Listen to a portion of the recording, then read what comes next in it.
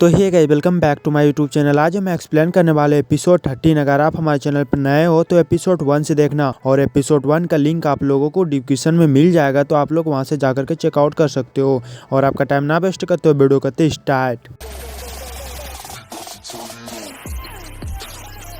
तो एपिसोड के शुरुआत में हम देखते हैं कि यू इनके पास भगते हुए आता है और कहता है एक बुरी खबर है। तो यू कौन कहता है क्या हो गया? तो यू कहता है कि एक गली में महल के नौकरानी का लाश मिला है। तो हमारा सीन चेंज होता है और हम यहाँ पर देखते हैं राजकुमारी को, जो कि ये कह रही होती है मुझे प्यास लगी है। उसी नौकरानी को बुला रही होती है पानी लेकर के राजकुमारी, और राजकुमारी को पता नहीं होता कि वो मर गई है। तो राजकुमारी फिर थोड़ी सी घबरा जाती है और फिर आवाज लगाने लगती है दोबारा से, लेकिन वहाँ पर आता ही नहीं है क्योंकि वो तो मर गई है ना। और फिर ये ढूंढने के लिए उसी को जाने लगती है। तभी उधर से मुखिया आता है। तो राजकुमारी कहती है कि आपका चेहरा इतना उतरा हुआ क्यों है? कुछ हुआ है क्या? बताओ मुझे क्या हुआ। तो मुखिया एपिसोड में देखा होगा कि इन्होंने अपने नौकरानी को कुछ सामान बाहर फेंकने के लिए भेजा था, तभी उस नौकरानी के ऊपर हमला हो गया था। तो राजकुमारी कहती है भाई सच में मेरा ये मतलब नहीं था, और मुझे यह समझ में नहीं आ रहा है कि आखिर उसे मारा किसने। और राजकुमारी बताती है कि मैं गुड़िया की दुकान पे गई थी और वहाँ पर एक नजर चेहरे वाली एक गुड़िया को देखा और मैं उसे खरीदना चाहता था, लेकिन दुकानदार ने उसे बेचने से मना कर दिया। लेकिन वह नहीं जानता था कि मैं कौन हूँ, और मैंने उस गुड़िया को वहाँ से गुस्से से चोरी कर लिया था। तो मुखिया कहता है कि अभी वो गुड़िया कहाँ पर है? तो राजकुमारी बताती है कि उसके बाद मुझे लगा कि वो गुड़िया बुरी है, मतलब खराब है, इसीलिए मैंने नौकरानी को कह करके उसे फेंकवाने के लिए बाहर भेज दिया था।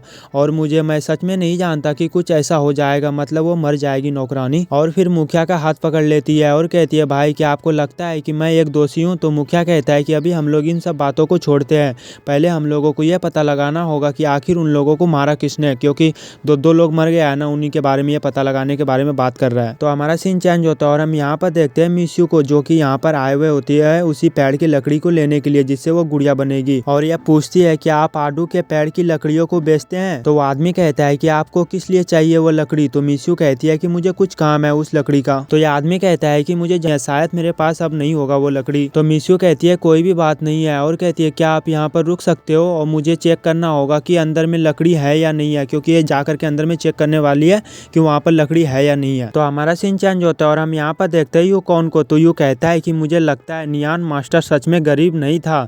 नियान परिवार का एक नौकरानी ने कहा पिछले साल नियान परिवार से शादी करने के बाद वो गर्भवती नहीं हुई थी, और कहता है मुझे लगता है कि उसका जिंदगी काफी ज्यादा कठिन होगा। तो यू कौन कहता है आपने कहा कि मास्टर नियान का कोई भी बच्चा नहीं है? तो यू कहता है कि नहीं, बिल्कुल भी नहीं है, उनका कोई भी बच्चा नहीं है। तो यू कौन फिर सोचने लगता है जब ये दुकान पे पूछने के लिए गया था नियान मास्टर के बारे में, तो उन्होंने बताया था कि वो पिछले 10 दिन पहले अपने बेटी के लिए यहाँ पर खिलौना खरीदने के लिए आया था, और मिस्यू भी उसी दुकान पे गई है। तो यू कौन फिर वहाँ पर जाने लगता है। तो यू पूछता है कि आप कहाँ पर जा रहे हो? तो यू कौन कहता है कि वो खतरे में है, मुझे मिस्यू को बचाना होगा, और फिर वहाँ से चले जाते हैं। तो मिस्यू फिर एक कमरे के एक गुड़िया दिखाई देती है, तो ये जा करके उस गुड़िया को उठा लेती है और कहती है कि उसने तो कहा था कि मैंने उस गुड़िया को किसी को बेच दिया है। तो ये गुड़िया यहाँ पर क्या कर रहा है? क्योंकि ये जब खरीदने के लिए आया था ना, तो उन्होंने कहा कि वो गुड़िया तो किसी और ने खरीद लिया था, और यह गुड़िया राजकुमारी ने खरीदा था, जो इसे बाहर फेंकने के लिए अपनी नौकरानी को भेजा था। मतलब इसका फंडा यही है। अभी रुको, आप लोगों को आगे में सब कुछ समझ में आ जाएगा। तभी उसी गुड़िया से कुछ जलने की तरह रोशनी आती है, मतलब उनकी आंखों से रोशनी निकलने लगती है।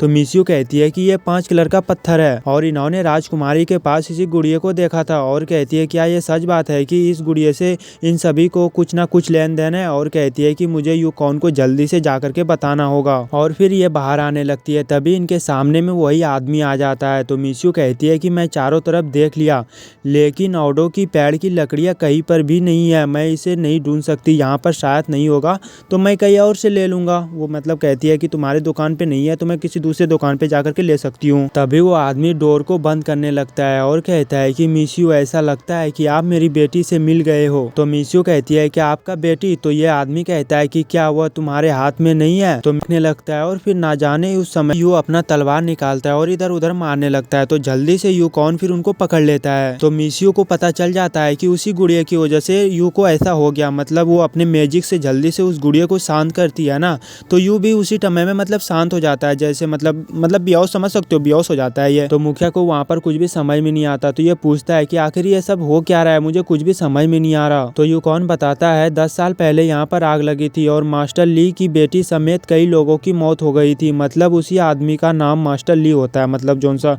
आदमी समझ लो उसी दुकान का आदमी का मास्टर ली होता है।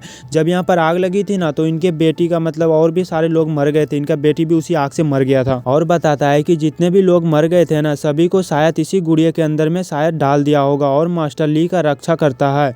और यह गुड़िया शायद मतलब यूकॉन को भी सही से मतलब पता नहीं होता कि यह गुड़िया में उसी सब की मतलब आत्मा बोल सकते हो, जो बोल सकते हो उसी गुड़िया के अंदर में है तो नहीं। मतलब ये भी जो है ना यूकॉन को भी मतलब पता नहीं है कि ये सच बात है या झूठ। तो हमारा सीन चेंज होता है और हम यहाँ पर देखते हैं इन्हीं दोनों को, जहाँ पर मिशू कह रही होती है कि शायद ये मास्टर ली की रक्षा करने के लिए था। तो यूकॉन कहता है कि तुम्हारा मतलब है कि मास्टर ली की बेटी की आत्मा इसी गुड़िया के अंदर में है? तो मिशू कहती है कि उसकी आत्मा नहीं बल्कि ये 5 कलर का पत्थर है और फिर उस गुड़िया को छूने लगती है मिशू। तो यूकॉन फिर उनको रोक लेता है और कहता है कि इसे मत छुओ, यह गुड़िया अभी खतरनाक है। तो मिशू फिर अपने हाथ को छुड़ाती है और फिर वहाँ से कुछ निकालती है। तो यूकॉन कहता है कि अरे क्या कर रही हो तुम? तो मिशू कहती है कि आप पीछे हट जाओ और फिर उसी पर्ची को मतलब जलाने लगती है और फिर अपनी मैजिक से वहाँ पर एक तलवार निकालती है और उसी तलवार के सहारे से उस गुड़िया को बीच में से फाड़ देता है, मतलब कट कर देता है। और वो सब क्रियाक्रम करने के बाद मतलब मिशू फिर 2 उंगली को बाहर निकालता है और फिर उनको डराता है। तो यूकॉन कहता है कि यह तुमने क्या कर रही हो, तुम मुझे डरा रही हो?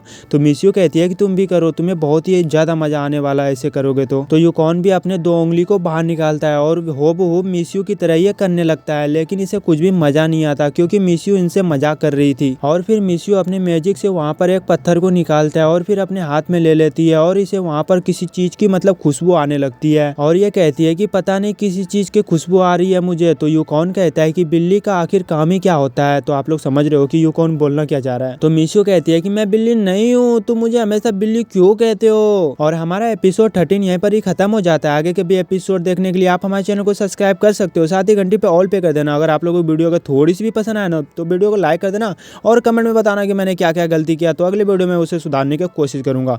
और पूरा वीडियो देखने के लिए दिल से लव यू ऑल। मिलते हैं नेक्स्ट वीडियो में, तब तक लिए अपना ख्याल रखना, बाय बाय।